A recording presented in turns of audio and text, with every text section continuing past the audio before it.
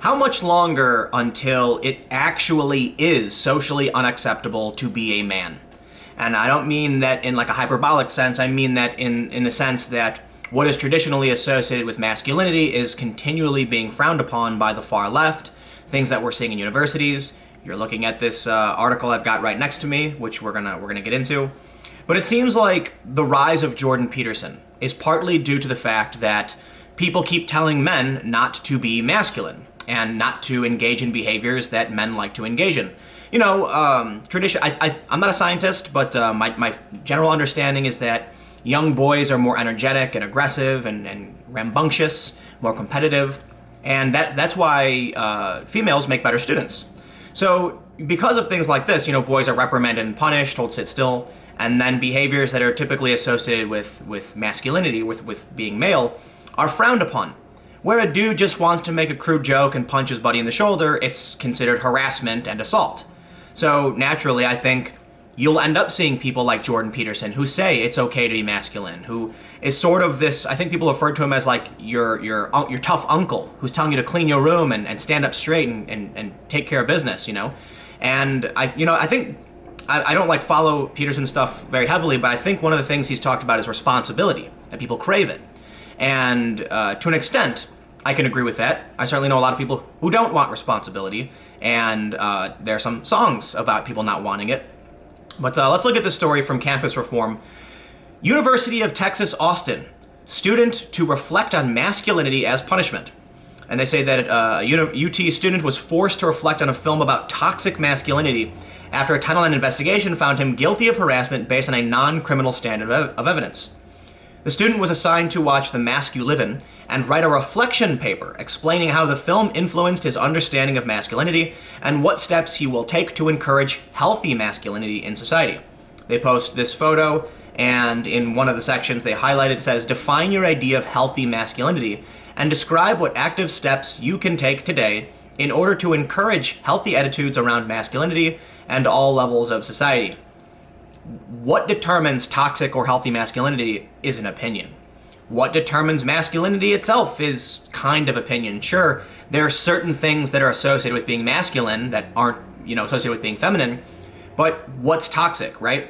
Is it toxic masculinity if a super ripped guy runs into a building and then rescues people and pulls them out? Is it toxic masculinity if two super ripped guys challenge each other to a competition over some dishonorable statement made by one or the other? I don't know. Although one would likely be called toxic masculinity because brutish men are competing with each other, but people compete. And not just men compete, humans compete, businesses compete, governments compete, competition exists in nature, animals compete, competition is a thing. So, I feel like often, why I bring that up is often toxic masculinity is associated with a drive for competition, and sometimes there are unhealthy things like bullying that suck. But there is a drive, a desire to be valuable, successful, and prominent, and a lot of these attributes are tied to masculinity. You can't just pull one out and say, okay, now we have healthy masculinity. There are certain things that should be discouraged, absolutely. But what we're seeing here, really, this is the reason I wanted to do this video is because it really pisses me off when people are told to do things like this, reflect on your masculinity, which is totally political, should not be a punishment. And they just do it. They just say, okay, and they go and do it. Yeah, that's not very masculine. So let's talk about toxic masculinity. When you come to me and say that my gender is a problem, I tell you to go fuck yourself. How's that for toxic masculinity? Let's read the story and figure out whether or not, this guy was deserving of some punishment. Regardless of that, I will flat out say making someone reflect on masculinity is overtly political and probably not, it's like cruel and unusual punishment. What if someone came to you and said like, oh, your race, your identity, whatever stereotype about you, you must reflect on what's wrong with your culture. So, they say according to an internal letter obtained by Campus Reform following an appeal of his sanctions, the student received a note from UT President Gregory Fenves stating that nothing you allege, even if true, would change the ultimate outcome of this matter. The student, who requested anonymity, graduated in spring with a JD. During his time in law school, a female student filed 6 Title IX complaints against him over 2 years, 3 for harassment, 2 for stalking, and 1 for violation of a no-contact order. Upon investigation, the student was found guilty of violating the school's harassment policy. There's 2 ofs. That's a typo on their part. Most people would gloss over, they wouldn't notice. Anyway, I digress. The student, however, claims that the determination was made on very questionable grounds using the Obama-era preponderance of the evidence standard rather than the beyond a reasonable doubt threshold used in criminal cases. And let's be clear here. If he really did stalk this woman, harass her, and violate a no contact order, then he has done wrong and should face some kind of punishment or sanction because of it. Now, they do bring up the Obama-era preponderance of evidence, not beyond a reasonable doubt, and that is going to discredit their side of the argument. It's entirely possible this dude did something wrong, for sure. But if they haven't made a determination beyond a reasonable doubt, I am not going to take their word for it. We have a standard in this country for a reason. You're innocent until we can prove your guilt. The student also alleges that the verdict was partially influenced by an anti-male bias on the campus. Well, you see, here's the problem, University of Texas. When the punishment is that you have to reflect on masculinity and watch a documentary and then talk about what healthy masculinity is, it really does seem like you were influenced by an anti-male bias and thus further discrediting your position on the matter. So again, I'm not making a definitive assessment here. I'm simply pointing out that we have nothing proven beyond a reasonable doubt. This person has provided the documents to campus reform. It looks like part of the punishment was a critical look at masculinity, which is overtly political, and thus, in my opinion, discredits the school in this matter. And that's unfortunate for the woman. If this guy really did stuff wrong, then now we're in a position where she went to the school, said, do the investigation and do something about it, and they've done such a job to where I can't say whether anything actually happened. That's poor investigating. That's terrible and a disservice to victims. In an interview with Campus Reform, the student further alleged that his sanctions serve as evidence that the school has discriminated against him due to sex, and explained that he decided to come forward with his story after seeing an article exposing the school's characterization of masculinity as a mental health issue. Is that serious? PJ Media is really biased, by the way. Whenever I go to that, I try to make sure everyone knows that. University of Texas to treat masculinity as a mental health issue. This is the same writer, Tony Iraxinen. Forgive me, Tony, for mispronouncing your name. I do that very often. No iTunes, I'm not updating. The Counseling and Mental Health Center at the University of Texas at Austin recently launched a new program to help male students take control over their gender identity and develop a healthy sense of masculinity. Really? Oh man, though you might enjoy taking care of people or being active, Masculine UT warns that many of these attributes are actually dangerous, claiming that traditional ideas of masculinity place men into rigid or restrictive boxes which prevent them from developing their emotional maturity. If you are a male student at UT reading this right now, we hope that learning about this helps you not to feel guilty about having participated in these definitions of masculinity, and instead feel empowered to break the cycle. Look, man, if you ever feel guilty because of who you are, someone is doing you a disservice. There's nothing, you can't change if you're a man, a woman, if you're a certain orientation, if you're a certain race. And you shouldn't be punished or told that you need to change because of it.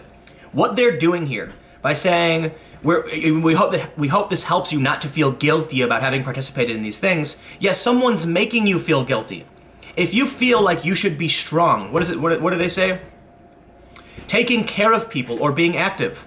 Those are good things. And if someone's making you feel guilty because you're trying to take care of someone or be active, they are lying to you, and they are sexist, I guess. What's a word? Prejudicial, discriminatory. Let's go back to this main story. So I guess, if we're to trust the reporting, I'm pretty skeptical on PJ Media. I don't necessarily think they're lying, and Tony is the same writer from the other story, so, I'll take them at their word, but I try to be careful with biased sources.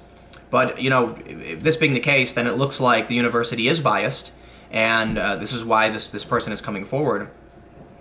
In addition to placing him on disciplinary probation for the fall 2018 semester, and forbidding him from having further contact with his accuser, Zamora sentenced the student to watch the film The Mask You Live In and write a reflection paper on your definition of masculinity and how it has been informed. You want to know what I would say if look, this is why I don't like college. It's why I didn't go to college, and it's pretty much why I didn't go to high school either. I went to high school for like 2 months. Because when someone comes to me and says, you need to watch this or do that, I say, go fuck yourself. I'll be in the other room. I'm not going to do it. There was a story where I had a teacher tell the class that we all had to write about our heritage. We had to take an object that represented our heritage and then write about it.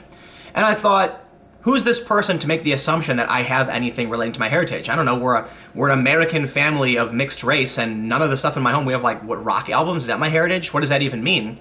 And so I basically said to him that I don't have anything that represents my heritage. I don't necessarily know what you mean. If you'd like, I can do a different assignment or write something about my heritage without an object. And he just failed me on the spot. Well, more to the point, or I should say more honestly, he said, if you don't do what I tell you, I'm going to fail you. And so I was basically like, okay, I'll take the F. I don't care. Who are you? I'm a bit anti-authoritarian. If someone came to me and said masculinity is a problem, I'd be like, go fuck yourself. I don't care. You know, that's a political that's an ideological standpoint. In an interview with Campus Reform, the student said that the sanctions make it clear that my sex was a factor in the disciplinary decision, pointing out that my restitution was to go through counseling and write some humiliating paper about how I would conform to their standards for my sex. And did you say go fuck off? I certainly hope you did. That's not just discrimination, that's treating masculinity as a mental health issue and pretending they have some pretentious duty to correct the supposed defects in my sex for the betterment of all society, he added. And what I would do is I would say, I would rather not graduate from your institution. I would rather take a dump on your diploma than go through something I disagree with because you're pushing a political ideology. I would rather build my own mud hut in the middle of the woods. You know what I'll do? I'll go on YouTube and I'll watch that ancient technology channel and I'll just say, okay, I'm going to build a mud hut and live out here. I would rather do that than bend the knee to these kinds of people, to put it in Games of Thrones terminology. In a letter sent to the student after he requested an appeal, Fenves also suggested that regardless of the guilty verdict, the sanctions were meant to be a learning experience. A student conduct matter is handled in a way that complements the educational mission of the university. It is meant to be an educational process from which you learn. No, that was a political process. That was political ideology.